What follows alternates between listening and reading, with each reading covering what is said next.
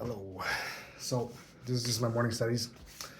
I've been expanding my research a little bit on massage, but not specifically on massage as in just strictly muscle tension.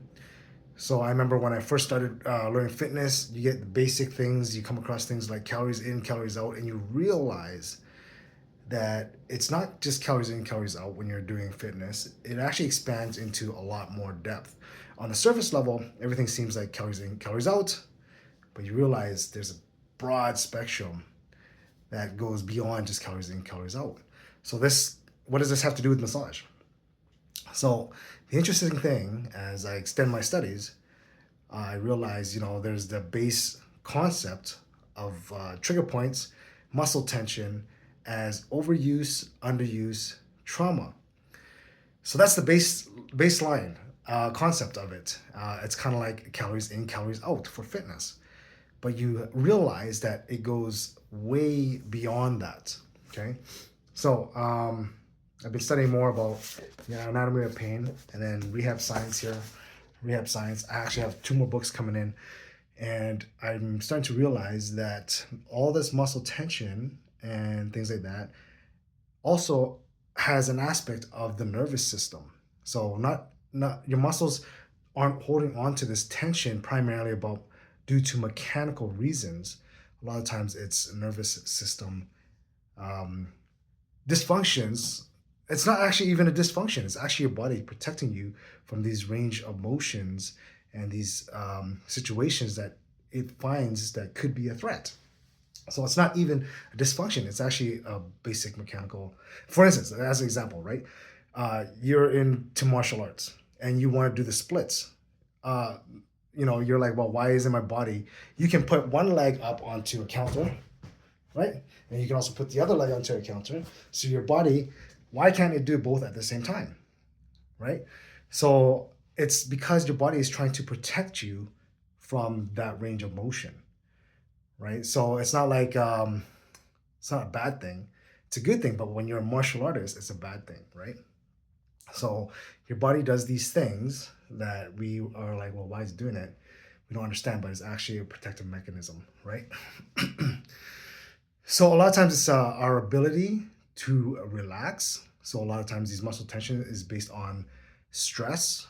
Our body perceives stress, and it creates these muscle tensions. These muscle tensions transfers into pain, transfers into muscle knots, trigger points, etc. And sometimes it's not even mechanical. A lot of times, a lot of times people go get massages, and then 2 days later they feel that same tension again, right? Because they're returning to that same uh, situation that caused it, and a lot of times it's the nervous system in that stress mode and your body going back to protecting itself. And then when you come to get massages more often, you're actually reteaching the nervous system that it's okay. You're allowed to relax. You're allowed to release those tensions.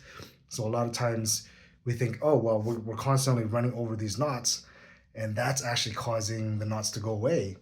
But we don't actually account for the fact that maybe you're easing the nervous system over and over and actually teaching the body that the relaxation is actually allowing the muscles to learn that it's okay, and it's not actually just deep pressure and grinding away. And in fact, sometimes that heavy deep tissue on certain trigger points will actually cause it to tighten up even more.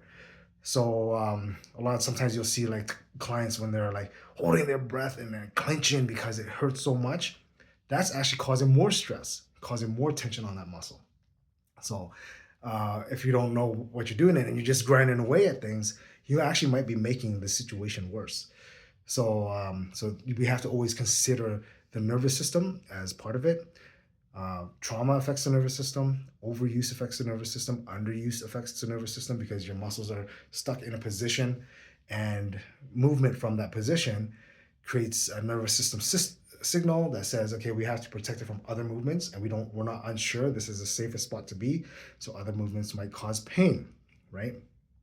There's a lot of times clients will be like, I don't feel any pain there until I do this. That's because that movement, your body is not finding that movement to be a safe movement. So yeah, we have to consider that It's your body's inability to relax and release from that from its stress, right? It's protecting you, right? So not all pains, of course, injury pains. For instance, if you tear a ligament, if you break a bone, those are obviously pains that are actual pains. But there's a lot of pains people don't even realize it's there until you press it. People don't realize it's there until it moves, right? So there's something that's underlying that's not just the concept of overuse, underuse, trauma. It's deeper. The concept of it is more than that, right? And again, going back to it, it's not just like fitness where it's calories in, it's calories out, because if it was that simple, it would be a simple solution, right?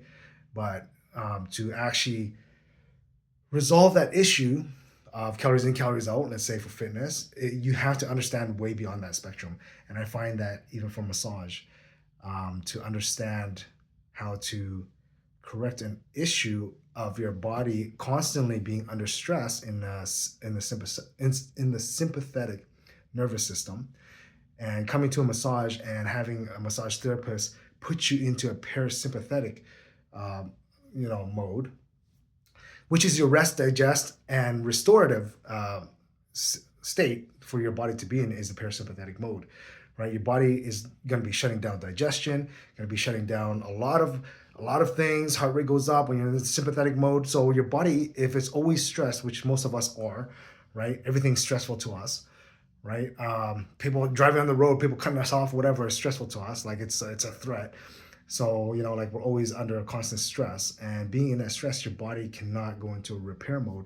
So when you come and get a massage, you're actually going to the parasympathetic mode, which allows your body to repair, restore, and release those tension and go into a different mode, right? Of relaxation versus tension, right? So there's a lot to think about.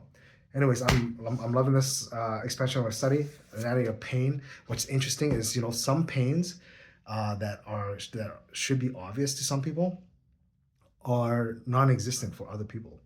So it's a very interesting concept of how pain works with people and how pain doesn't. For instance, a good example.